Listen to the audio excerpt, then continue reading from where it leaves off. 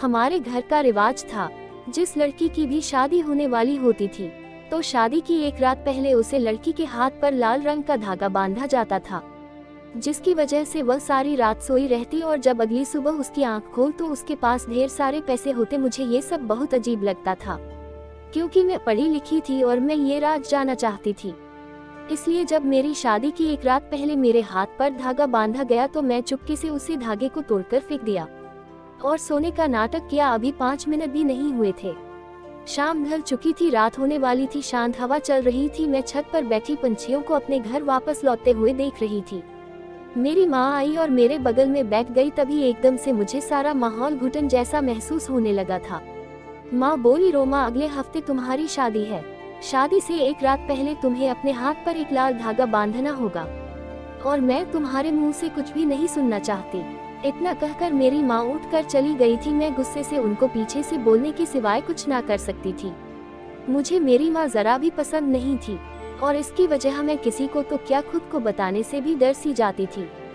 हमारे परिवार में एक रिवाज था कि परिवार में से जब भी किसी लड़की की शादी होती थी तो शादी से एक रात पहले वह अपने हाथ पर लाल रंग का धागा बांध लेती थी। फिर सुबह होते ही उसके पास ढेर सारी दौलत पड़ी होती थी। लेकिन मुझे ये रिवाज बिल्कुल भी पसंद नहीं था। मैं इस बात से बहुत मजाक उड़ाती थी, लेकिन फिर भी मैं इस रिवाज के पीछे छुपी हकीकत को जानना चाहती थी। इसलिए मैंने मन ही मन में एक योजना बना ली थी। शायद माँ को इस बात की थोड़ी बहुत भनक लगी थी, तभी तो वह मुझे याद दिलाने आई थी। मुझे नहीं पता था कि मेरी शादी किसके साथ हो रही है। मैं उस लड़के से एक बार मिलना चाहती थी। मुझे नहीं पता था कि मेरी शादी किसके साथ हो रही है, कि परिवार में हो रही है। मैं शादी के बाद कौन से शहर में चली जाऊंगी, कुछ भी नहीं पता था। मैं दबे लफ्जों में माँ से पूछा भी था, लेकिन वह गुस्सा हुई और बोली कि तेरे लिए ये जानना काफी नहीं है कि तुम किस दिन दुल्हन बनोगी। मैंने जोर दिया तो माँ मेरी पढ़ाई का मजाक उड़ने लगी थी और वह दीदी को कोसने लगी थी। वह बोली, ज्यादा पढ़ने लिखने से तुम्हारा दिमाग खराब हो गया है और तेरी बहन जो घर भाग कर गई है ना, तुम भी वैसा करने की कोशिश भी मत करना। तुम दोनों बेटियों ने हमारी नाक कटवा दी है, किसी से नजर मिलाने के काबिल नहीं, हमें छोड़ हमें। मुझे माँ से ऐसे ही उम्मीद थी, इसलिए मैंने उनकी बात अपने दिल पर नहीं ली। लेकिन मैं पिताजी के पास बड़ी उम्मीद लेकर गई। मैंने पिताजी से कहा, पिताजी मैं उसे लड़के की तस्वीर देखना चाहती हूँ जिससे मेरी शादी होने वाली है। वह बोल, क्या तुम्हें अपने पिता से बेशर्मी की बातें करते हुए जरा भी सी भी शर्म नहीं आई? शादी से एक दिन पहले वाली रात को चुपचाप अपने हाथ पर लाल धागा बांध लेना, यही रीत है और यही रिवाज है। मैं चुप हो गई थी, क्योंकि यह परंपरा हम बहनों को राज नहीं आई थी। आज भी मेरा ये दिल सोचकर हैरान हो जाता है कि जिस रात मेरी बड़ी बहन सुनीता की शादी थी वह बहुत खुश थी। उसने हाथ पर धागा बांधा हुआ था, लेकिन न जाने आधी रात को क्या हुआ था, पूरा घर उसकी चीखों की आवाज से गूंज उठा था। हम सब उठकर बैठ गए थे, लेकिन जब हम उसके कमरे में भाग कर गए तो पूरा कमरा खाली था, जबकि उसके चारपाई पर सोने के जेवरात और ढेर सारे पैसे पड़े थे। मैं तब सिर्फ 15 साल की थी। मैंने आंखों में डर लेकर माँ से पूछा, माँ दीदी कहाँ गई है? मेरी माँ बोली, वह घर छोड़कर भाग गई है। लेकिन पता नहीं क्यों मुझे माँ की बात पर यकीन नहीं हुआ था। मैं डर गई। जब मेहमान अपने अपने घर वापस लौट गए तो मैं एक बार फिर माँ से पूछा था, मेरी दीदी कहाँ है? बताया तो है कि भाग गई है, हमारे मुंह पर कालिक पोत कर गई है। जमाने वाले कहते हैं कि मैं उसके अच्छे से परवरिश नहीं की थी, इसलिए मेरी नाक कटवा कर भाग गई है।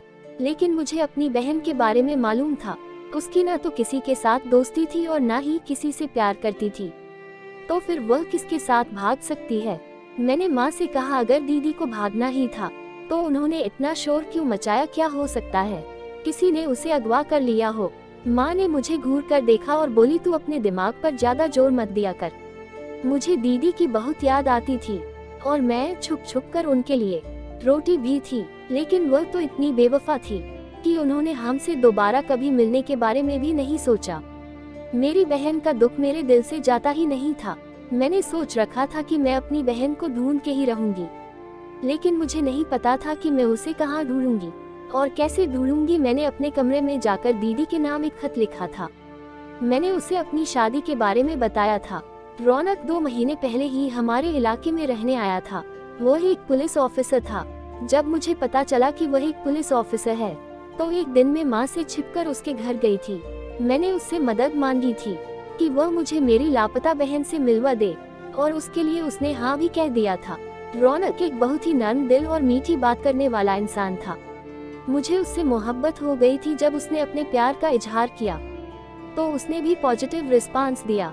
वह 2 महीने से दीदी को तलाश कर रहा था, लेकिन उनके बारे में कोई भी सुराग नहीं मिल रहा था। मैं रौनक को खत लिखकर बेफिक्र हो गई थी। मुझे उम्मीद थी कि बाकी का मामला वह संभाल लेगा, लेकिन उसके जवाब ही खत में मेरे हौसले पस्त कर दिए। उसने लिखा था, तुम अपने माता पिता का कहना मानो और उनके फैसले के आगे सर झुका दो। मैं और रो रही थी। मेरे पास कोई चारा नहीं बचता, इसलिए मैंने शादी की तैयारी शुरू कर दी थी। मुझे अपने लिए कुछ ड्रेस बनवाने थे। जब मैं खरीदारी करने के लिए बाजार गई तो एक गरीब महिला ने आकर मेरा पल्लू पकड़ लिया और उसने मेरे सामने हाथ फैला दिए। जब मैं उसे दान दिया तो उसने तुरंत अपने हाथ पीछे खींच लिया। फिर वह बोली, शादी की रात अपने हाथ पर लाल धागा बिल्कुल मत बांधना, नहीं तो तुम बर्बाद हो जाओगी। इतना कहकर वह महिला भीड़ की चीरती आगे बढ़ गई। मैं बहुत डर गई थी, इसलिए सब कुछ छोड़कर घर वापस आ गई थी। सारा दिन मैं उसे औरत की बातों को अपने मन से निकलने की कोशिश कर रही थी, लेकिन जब रात हुई और मैं सोने के लिए लेट गई तो मुझे वह औरत फिर से याद आ गई थी। मेरी रूह एकदम से कांप उठी। उसे औरतों में ऐसा कुछ तो जरूर था जिसने मुझे चौंका दिया था। क्या था यह मुझे याद नहीं आ रहा था, लेकिन उसकी बातें अभी तक मेरे दिमाग से निकल ही नहीं रही थी, बल्कि गूंज रही थी। वह कौन थी और रूपल को कैसे जानती थी? रूपल मेरे चाचा की लड़की थी। 4 महीने पहले उसकी शादी हुई थी, लेकिन वह अभी तक एक बार भी किसी से मिलने घर नहीं आई थी। बाकी चचेरी बहनों की तरह हमारे घर में और भी कई लड़कियों की शादियां हो चुकी थी। हर लड़की रात को धागा पहनती और सुबह विदा होकर चली जाती, लेकिन फिर उनका कोई अता पता नहीं मिलता। वह कहाँ जाती, कहाँ रह रही होती, किसी को कुछ खबर ही ना होती। मैं अपनी माँ से पूछती तो वह कहती है, सब धागे के जादू के कारण हुआ है, कि मैं उसे धागे के जादू को देखकर ही रहूंगी। लेकिन अब जब मुझ पर वह वक्त आ गया था तो मेरा मनोबल गिर गया था। अभी भी कई पहलू घूमते थे जो मुझे ढूंढने थे। मैं चुप रहने का फैसला कर लिया था। मैं चुपचाप अपनी शादी की तैयारी कर रही थी। माँ और पिताजी दोनों ही मेरी तरफ से बेफिक्र हो गए थे। अब वह अपने कामों में व्यस्त हो गए थे। पिताजी रोज सब्जियां बेचने जाते थे और पिताजी के जाते ही मेरी माँ खूबसूरत सी साड़ी पहनकर लिपस्टिक लगाकर कोठी पर काम के लिए चली जाती थी। मैं घर पर बैठी बस इस लाल धागे के बारे में सोचती रहती थी। एक दिन उसे औरत को ढूंढने के लिए मैंने एक बार फिर बाजार का चक्कर लगाया था, लेकिन वह मुझे कहीं भी नहीं मिली थी। मैं बहुत देर तक बाजार में उसका इंतजार करती रही, फिर मायूस होकर वापसी का रास्ता पकड़ लिया। मैं घर लौट रही थी तभी मेरी नज़र रौनक के घर पर पड़ी। मेरे मन में आया कि आखिरी बार उससे बात कर लेनी चाहिए। आखिर मुझे भी तो मालूम होना चाहिए कि उसने अचानक मुझसे नजरें क्यों फेर ली। यही सोचते हुए मैं रौनक के घर में दाखिल हो गई थी। मेरी किस्मत अच्छी थी कि घर का दरवाजा खुला हुआ था। मैं आगे बढ़ रही थी कि अचानक माँ की आवाज मेरे कानों में पड़ी थी। मैं बौखला कर रह गई थी। माँ रौनक से कह रही थी, साहब जी घर की सफाई हो गई है, अब बर्तन धो लूं। वह भी कुछ बोला था, लेकिन मैं उल्टे कदमों से घर लौट आई थी। अब मुझे पता चल गया था कि रौनक ने मुझसे मुंह क्यों मोड़ लिया था। भला वो एक नौकरानी की बेटी से शादी क्यों करता। मेरा दिल पूरी तरह टूट चुका था। इधर मेरी शादी के जश्न की तैयारी शुरू हो गई थी। हल्दी के बाद शादी और फिर विदाई थी। मैं डर से कांप रही थी। फिर हल्दी की रात माँ मेरे लिए एक लाल धागा लाकर दे दिया था। उन्होंने धागा को मेरे हाथ बांध दिया था। माँ के जाते ही मैं हाथ पर बांधा वह लाल धागा कैंची से काटकर छुपा दिया था और अपने पास पहले से मौजूद धागे को अपने हाथ बांधकर लेट गई। मैं नींद आने का नाटक किया था। कुछ ही देर हुई होगी कि मुझे खटखट की आवाज सुनाई देने लगी। कोई मेरे कमरे की तरफ ही आ रहा था। मैं बहुत डर गई थी। वह आवाज मेरे और भी करीब आती जा रही थी। तभी अचानक किसी ने मेरे मुंह पर हाथ रख दिया था। सामने खड़े इंसान को देखकर मेरी आंखें फटी की फटी रह गई थी। मेरे सामने रौनक खड़ा था। रौनक ने मुझे चुप रहने का इशारा किया था। फिर वह मेरे कान में बोला, चुपचाप मेरे साथ चलो। मुझे समझ में नहीं आ रहा था कि मैं क्या करूं, और मैं अपने दिल की बात सुनने का फैसला किया। मैं उठी और उसके पीछे चली गई। वह मुझे हमारे घर के पीछे ले गया। फिर वह बोला, तो मेरे साथ मेरे घर चलो, मैं तुम्हें अपना लूंगा। मुझे मालूम था कि वही एक मेरा सहारा है। घर की बाकी लड़कियों की तरह वही मुझे गायब होने से बचा सकता है। मैंने उससे कहा हाँ कह दिया तो उसने मुझे दीवार से कूदने को कहा। मैं उसके साथ भागकर अपने घर की चारदीवारी को पीछे छोड़ चुकी थी। रौनक ने मेरा साथ किसी मेहरबान दोस्त की तरह दिया था। उसने मेरे लिए खाना बनाया। मुझे खाना खिलाने के बाद उसने मुझे कमरा दिखा दिया। मैं उसे कमरे में आराम करने के लिए इरादे से लेट गई थी। लेटते ही मैं गहरी नींद में चली गई। सुबह जब मैं उठी तो मैं रौनक को पुलिस की वर्दी में देखा था। वह बोला मैं अब ड्यूटी पर जा रहा हूँ, तो पीछे से दरवाजा बंद कर लेना। रौनक के जाते ही मैं कुंडी लगा ली। दिन के 12 बजे बज चुके थे। जब शादी की आवाज सुनी थी मुझे बड़ा आश्चर्य हुआ कि आज किसकी शादी हो रही है। 3 घंटे के बाद वह बारात बड़ी धूमधाम से लौटी थी। खैर मैं अपना सिर झटक दिया। मैं किचन में आकर अपने लिए चाय बना रही थी, जब अचानक पीछे से आकर किसी ने मेरे मुंह पर कुछ रख दिया था। अगले ही पल में अंधेरे में डूब गई थी। फिर जब मेरी आंख खुली तो मैं अपने आप को एक अजीब से घर में पाया। मैंने अपनी आंखें खोलकर चारों ओर देखने की कोशिश की। एक अजीब सा कमरा था, कच्ची जमीन, पक्की छत, बाहर से बच्चों की रोने की आवाज। मैं घूमते सर के साथ उठकर बैठ गई। मैंने सोचा कि मैं बाहर जाकर तो देख लूं कि आखिर में कहां पहुंच गई हूं। बाहर गई तो 4 बच्चे आकर मुझसे चिपक गए थे। वो खुशी से गले लगने लगे। माँ उठ गई, दादी जी माँ उठ गई। ये सब देखकर मैं हैरान रह गई थी। तभी घर की तरफ से एक दुबली पतली सी बूढ़ी औरत निकालकर मेरे सामने आ गई। वो बोली हमारे घर में इतनी देर तक सोने का रिवाज नहीं है, तुम अपना चाल चलन सीधा कर लो। मैंने कहा आखिर आप कौन लोग हैं और मैं यहाँ क्या कर रही हूँ। तभी उसे औरत ने किसी को आवाज देकर पुकारना शुरू कर दिया, महेश आजा तेरी दुल्हन उठ गई है। मैं हैरान हुई कि यह क्या है। मैं दुल्हन महेश की, लेकिन मेरी शादी तो रौनक से होने वाली थी। मैं मन ही मन यही सब सोच रही थी कि तभी 45 साल का आदमी छत से उतरकर नीचे आ गया था। उसकी बड़ी सफेद दाढ़ी थी। वह मुझे देखकर बहुत खुश हुआ था। फिर उसने अपनी माँ से कहा माँ शादी के लिए पंडित जी का इंतजाम कर लो। अब मेरे सब्र का बांध टूट चुका था। मैं जोर से चिल्लाई तुम लोग कौन हो, मुझे यहाँ क्यों लाया गया है। मुझे पता है तुम लोगों ने मुझे रौनक के घर से अगवा कर लिया है। वह तुम लोगों को छोड़ेगा नहीं। वह आदमी हंस और बोला तुमने बिल्कुल सही अनुमान लगाया, हमने तुम्हारा अपहरण किया कर लिया है। लेकिन तुम चिंता मत करो, रौनक तुम्हें कभी भी नहीं ढूंढ पाएगा, क्योंकि हम तुम्हारे शहर से बहुत दूर रहते हैं।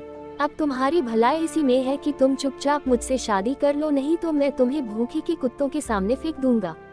उस आदमी की आंखों में इतना खौफ था कि मैं सचमुच उस डर गई थी। मैं समझ गई थी कि अब यहाँ से बचकर निकलना मेरे बस का नहीं है, इसलिए मैं चुपचाप महेश का कहना मान लिया था। शाम को मेरी शादी हो गई और मैं महेश के 4 बच्चों की माँ बन गई। मेरी अनचाही सास ने घर के काम से खुद को अलग कर लिया था कि अब अगवा करके लाई गई दुल्हन घर द्वार संभालेगी। मैं सोच लिया और खुद को इस माहौल में डालने की कोशिश करने लगी। चूल्हे में जब आग लग जाती तो आंखों में इतना धुआं भर जाता कि कहीं पर मुझे कुछ भी नजर नहीं आता था। मैं इसी बहाने से बैठकर रोती रहती थी। मुझे महेश के 4 बच्चों पर बहुत तरस आता था। वह बहुत छोटे छोटे से थे और कोई भी 7-8 साल से बड़ा नहीं था। मैं उन्हें नहलाकर साफ सुथरा कपड़े पहनती थी, लेकिन मैंने अपने दिमाग को हर पल एकदम चौकन्ना कर रखा हुआ था। गांव की औरतें दिन भर मेरे सास से मिलने आती रहती थी और उन्हीं की वजह से मुझे पता चला कि मुझे भोपाल लाया गया है और इंदौर मेरा जन्म स्थान था। यहाँ कोई मुझे ढूंढ भी नहीं पाता, इसलिए मुझे खुद ही भागने की कोशिश करनी थी। इस घर में रौनक की पत्नी बनकर उम्र बिता देना मेरे लिए संभव नहीं था। ऐसे तो मैं घुट घुट कर मर ही जाती। एक दिन मैं घर का कामकाज कर रही थी, तब मुझे एक आइडिया सोचा। मैं तुरंत चक्कर खाकर गिर गई। महेश भागकर मेरे पास आए और मुझे पास के अस्पताल में लेकर गया। पूरे रास्ते में मैंने अपनी आंखें थोड़ी थोड़ी खुली रखी थी। मैं रास्ता समझने की कोशिश कर रही थी, लेकिन मुझे कुछ समझ नहीं आ रहा था, इसलिए मैं बेहोश होने का नाटक 2-3 बार किया था। फिर मैं अपनी सास को कहती आप सब्जी खरीदने बाहर क्यों जाती हो, अब आपके आराम के दिन हैं, आप सारी जिम्मेदारी मुझ पर डाल दो।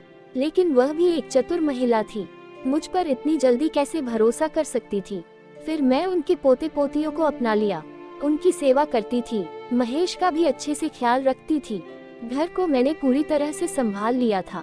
तब कहीं जाकर उन्हें मुझ पर भरोसा हुआ था। मेरी सास ने मुझे सब्जियां लाने की इजाजत दे दी।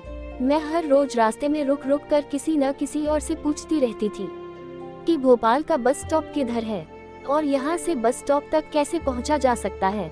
ये सारी जानकारी इकट्ठा करने में मुझे 2 महीने लग गए थे और आखिरकार मेरी आज़ादी का दिन भी आ गया था। मैंने हमेशा की तरह घर के काम पूरे किए और सास को खाना बना कर दिया। मैंने अपने साथ के खाने में नींद की गोलियां मिलाकर दी, इसलिए खाना खाते ही वह सो गई। बच्चे स्कूल गए हुए थे और महेश अपने काम पर। मैं घर से कुछ पैसे उठा और भाग गई। मुझे सारी जानकारी मिल चुकी थी, इसलिए मुझे खुद पर बड़ा भरोसा था, लेकिन एक कमबख्त डर मेरा पीछा नहीं छोड़ रहा था। डरते डरते मैं बस में बैठ गई थी। मेरा रौनक के बारे में सोच सोच कर ही रास्ता काटा था। जब मैं इंदौर के बस स्टैंड पर उतरी तो मेरी आंखों में खुशी के आंसू आ गए थे। अब मैं कहाँ जाती, यह कठिन निर्णय था, लेकिन मैं अपनी सहेली के घर के लिए निकल गई। वह मुझे देखकर चौंक गई। वह बोली, तुम कहाँ से आई हो? तुम्हारी शादी तो भोपाल में हुई थी ना? मैंने उससे कहा, तुम्हें कैसे पता? तो वह बोली, तुम्हारी बारात के दिन में खुद तुम्हारे घर गई थी। तुम्हारी बारात बड़ी धूमधाम से वापस गई थी। फिर मैं पूरी कहानी अपनी सहेली को सुना दी थी। मैंने उसे बताया, मैं तो घर से भाग गई थी। मैंने उससे कहा कि मैं तो रौनक के घर पर थी, ना जाने मुझे कौन अगवा करके भोपाल ले गया था। मेरी सहेली बोली, हम इस राज को उजागर करके ही रहेंगे, इसलिए उसने मुझे कुछ दिनों तक अपने घर में छुपा कर रखा था। वह बहाने बनाकर मेरे बारे में जानकारी लेने के लिए मेरी माँ के घर जाती थी। माँ ने उसके कोई सवालों का जवाब नहीं दिया था। शायद मेरे ससुराल वालों का मेरी माँ के साथ कोई संपर्क ही नहीं था। मैंने अपनी सहेली की सलाह करके रौनक से मिलने का निर्णय किया, इसलिए मैं मिलने के लिए शाम के बाद समय तय किया था, क्योंकि मैं नहीं चाहती थी कि सस्ते में कोई मुझे देख सके। मैं सबसे छुपाते छुपाते रौनक के घर पहुंच गई थी। रौनक के घर का दरवाजा हमेशा खुला ही रहता था। मैं बिना किसी आवाज के उसके घर में दाखिल हो गई थी। मुझे रौनक के बोलने की आवाज साफ सुनाई दे रही थी। वह जोर जोर से बात कर रहा था। शायद वह फोन पर किसी से झगड़ा कर रहा था। वह बोला, अगर लड़की घर से भाग गई है तो इसमें मेरी कोई गलती नहीं है, न ही मैं पैसा वापस करूंगा। मैं एकदम से चौंक गई थी और उल्टे पैर वापस आ गई। मैंने अपनी सहेली को सारी बातें बता दी तो वह भी काफी परेशान हो गई। अब हमें समझ में नहीं आ रहा था कि क्या किया जाए और किससे मदद मांगी जाए, इसलिए मैंने सहेली की सलाह करने का फैसला किया। हम दोनों सीधे पुलिस स्टेशन गए और रौनक के खिलाफ रिपोर्ट दर्ज कराई। कुछ ही दिनों में पुलिस ने उसे गिरफ्तार कर लिया था और जब मैं उसे मिलने गई तो उसके चेहरे पर कोई पछतावा नहीं था। वह बोला, तुम्हें हमारे प्लान के बारे में कैसे पता चला? तुम्हें कैसे पता चला कि तुम्हारे अपहरण में मेरा भी हाथ है? रौनक की बातें सुनकर मैं हैरान रह गई थी, लेकिन मैं मुस्कुराते हुए कहा, हर मुजरिम अपने पीछे कुछ न कुछ निशान जरूर छोड़ जाता है। मुझे बताओ, क्या कर तुमने ये सब क्यों किया? रौनक बोला, मैं कोई पुलिस वाला नहीं था, मैं तुम्हारे माता पिता के गिरोह का आदमी हूँ। तुम्हारे परिवार में बात थी कि तुम लड़कियों को बेच दिया जाता था, इसलिए लाल धागे का नाटक किया जाता था और उसे धागे पर नशीला एक्सप्रेस छिड़का जाता था। जिस लड़की बेहोश हो जाती थी और वह लोग जिनको लड़की बेच दी जाती, वह लोग उसे उठाकर ले जाते थे और उसकी जगह ढेर सारे पैसे और सोने के गहने रख दिए जाते थे। फिर सुबह खाली बारात को धूमधाम से ले जाया जाता था, क्योंकि लड़की को तो पहले ही ठिकाने का घर पहुंचा दिया जाता था। उसे रात तुम्हारी बड़ी बहन सुनीता ने चालाकी की थी। उसने वह धागा अपने हाथ से उतार दिया था, इसलिए वह बेहोश नहीं थी, होश में ही थी। जब उसके खरीदार आए तो वह डर गई और चीखने चिल्लाने लगी थी। वह लोग आ गए और उसे उठाकर ले गए। बेची जाने वाली हर लड़की को शादी के लिए ही बेचा जाता था, लेकिन तुम्हारी बहन बहुत जिद्दी थी। वह किसी भी हालत में अपने से दोगुनी उम्र के मर्द के साथ शादी नहीं करना चाहती थी, उसकी दुल्हन नहीं बनना चाहती थी, इसलिए उसने खुद को भिखारी बना दिया। उसे दिन तुमने बाजार में जो भी देखी थी, वह तुम्हारी सुनीता दीदी थी। हम जानते थे कि हर लड़की को इस धागे पर शक होता था, इसलिए मैं तुम्हारे हर चचेरे भाई बहन के पड़ोस में पुलिस ऑफिसर बनाकर जाता था और वह भेजी जाने वाली लड़की मुझ पर यकीन कर लेती थी तो मैं उन्हें अपने घर में छुपाने की सलाह देता था, जहां से उसके ग्राहक उसे उठाकर ले जाते थे। तुम्हारी बहन अपने पतियों के साथ, मुझे सारा खेल समझ में आ गया था। मैंने अपने माता पिता सहित करके सभी लोगों को पुलिस को सौंप दिया था। मैं अपनी माँ से इसलिए नफरत करती थी क्योंकि वह पिताजी के घर के बाहर जाने के बाद अजीब अजीब लोगों से मिलती थी। अब मुझे समझ आ गया था वो अजीब लोग कौन थे? वो तो हमारे खरीदार थे। खैर, अब मैं गली गली में सुनीता दीदी को ढूंढती फिर रही हूँ, ताकि हम बहनें एक अच्छी जिंदगी शुरू कर सके।